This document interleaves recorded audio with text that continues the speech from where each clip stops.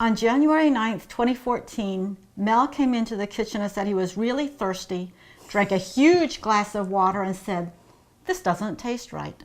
A few minutes later, my mom called and said, "Have you heard the news? There's been a chemical spill. You're not supposed to drink the water." And I said, "Well, can't we just boil it?" And she said, "No, the water is contaminated." So then they came out on the news that the only thing you could use the water for was flushing. I had a lot of anger because it should never have happened. And also because I have grown up in this state and there have been water issues around coal mining communities. There's a part of me that wasn't really surprised, unfortunately. And the other thing that struck me was, if this is really, really a bad experience, the timing is great, because our legislature is coming into session, and this is going to affect everyone. It's going to affect all the lawmakers, so they're actually going to listen to we the people and know that we have to make some changes in this state, that King Coal can't rule all the laws that are made. Not only did I just drink a glass of water, I had taken a shower earlier that day, and something didn't feel right. Well, at that time, I didn't know, and I say that because what we found out is that our health was in danger, and that we were at risk, and the irony was, nobody could tell us why. Town meetings just started to spring up. People started to organize. We realized we had to address the legislature. It was also winter. It was freezing cold. We had, after a terrible winter too, a healing of the waters, right, like within a week.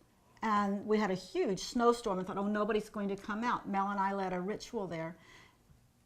And it was incredible. About 300 people came out in the middle of a snowstorm to protest the water. And first, the Capitol, whoever it is that's in charge, said we could not come into the Capitol building after we prayed down by the river. And then they decided we could all go in. So we all went in, and everyone was allowed to speak who wanted to. Well, actually, part of that was that we do have some good relationships with some of the legislators, including the president of the council. And so he was anxious and concerned about that. And so they actually asked him to speak to the folks. President of the Senate. President of the Senate of our West Virginia legislature. And several of the other key congresspersons, especially Senator Unger, who's been a wonderful advocate for community-based issues and people. And so they ended up, so we turned the outside, after we were outside and did the blessing, we went inside and actually had a gathering and sharing our anxieties and concerns, and legislators who made promises. Kessler said, we will deal with this, we will be on top of this. We ended up with Senate Bill 373, which has an annual inspection now required of all the storage tanks. And I was not happy that our United States Senator Joe Manchin came on air almost immediately, and our governor to say, oh, this has nothing to do with coal. Well, if there had been no coal, we wouldn't have had this chemical in the first place. They have this myth about clean coal, but there is no such thing. And the chemical they were using is to wash the clay and the rocks out of coal to make it usable to be burned. We, the citizens here, got a bill Huge passed. effort, huge effort. We've got some very powerful, wonderful citizen-based groups.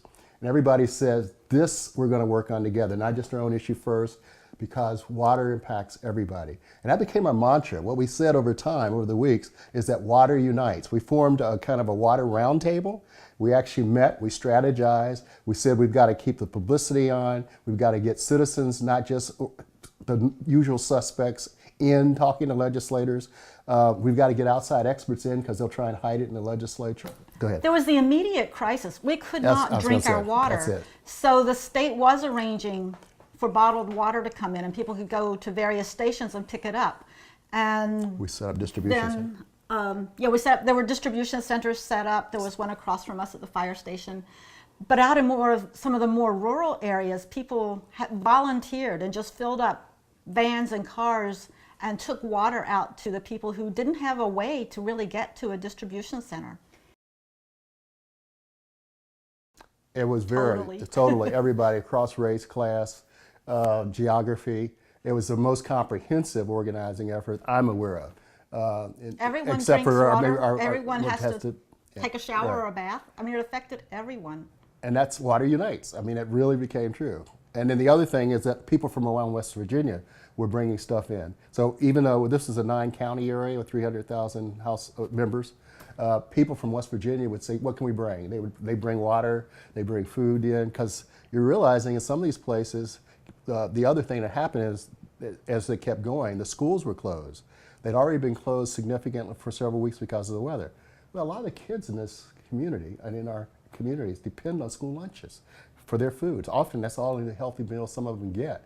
So not only that, we had to close the restaurants because we couldn't use the water. So the workers, who often live in paycheck to paycheck or tip to tip, their lives were radically changed. So we've also focused on a comprehensive approach to try and get water to people, try and make sure people could feed their kids, get diapers. I mean, we did a major thing in a short period of time. I mean, now I will say the National Guard was really helpful in getting water in and distribution. But at one point, nobody knew what to do with this chemical. Right. Because it was never supposed to be ingested by humans in the first place. So they tried to work out a formula to know what would be a safe level. And the only thing they could find was what had killed rats. So then they extrapolated from that to a 160-pound male to figure out the least amount that would be, quote unquote, safe for humans. And the first round that came out, they said it was 1 part per million. Well, when they got down to 1 part per million, it still wasn't enough. They did further testing and got it down to, I think, 2 parts per billion is acceptable. And then the issue was they were measuring from the water source from the, oh, by the way, the company that did this is Freedom Industries. That's the name of the company. And then the American Water, West Virginia American Water was a treatment plant. And so Freedom Industries, about a week into this, filed for bankruptcy. And so they were getting out of their responsibilities. A couple weeks later, they actually formed another group. So there's all this legal stuff going on. But they also had this was above the plant on the Elk River. They also had a plant in Nitro, which is just down the river, right. the Kanawha. So they were just going to move all the stuff from the Elk River one to the one in Nitro. But those containers weren't safe. But those containers weren't safe either. So we got that stopped. So then they were moving it to a place somewhere in Pennsylvania. But it raises all these questions like, what are they doing with this stuff when they move it? We just had a storm here last night which caused the overflow at Freedom Industry. So more MCHM has leaked into our water supply again. They're cleaning it up, but it's like we don't know where they're taking all the stuff that they're cleaning up. They took some of it to Hurricane, which is about 20 miles down the river.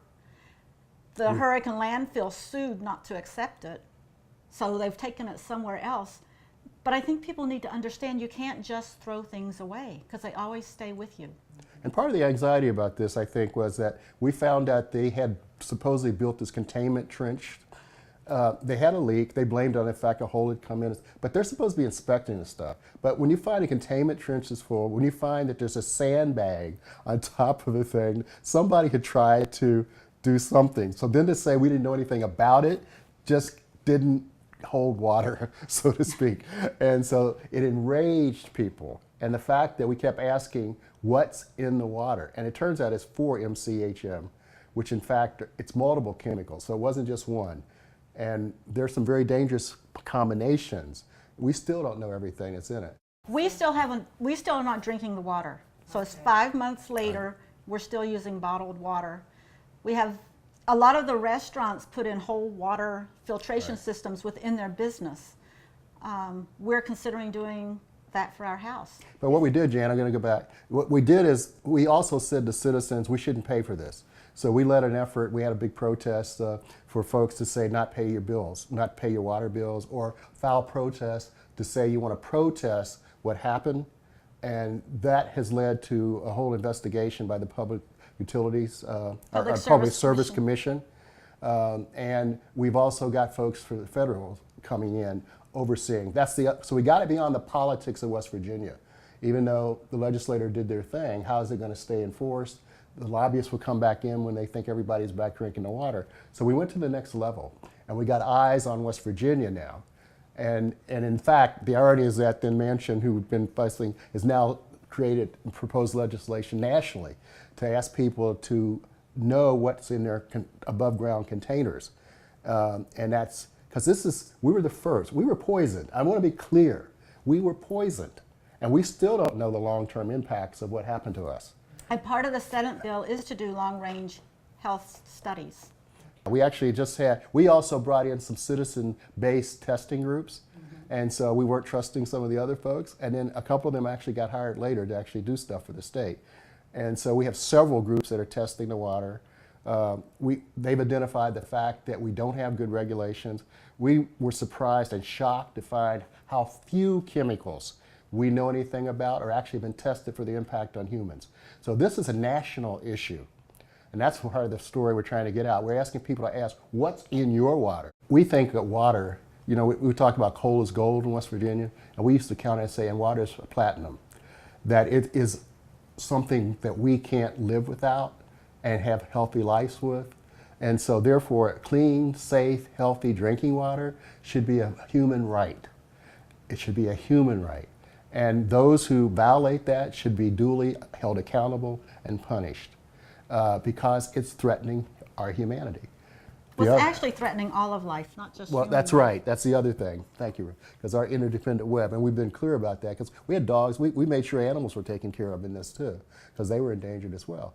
And I think the other thing is that how we as citizens have abdicated our responsibilities to hold our government officials accountable for the safety forces. Like we said, around this country, extraction industries poison our environment in multiple ways.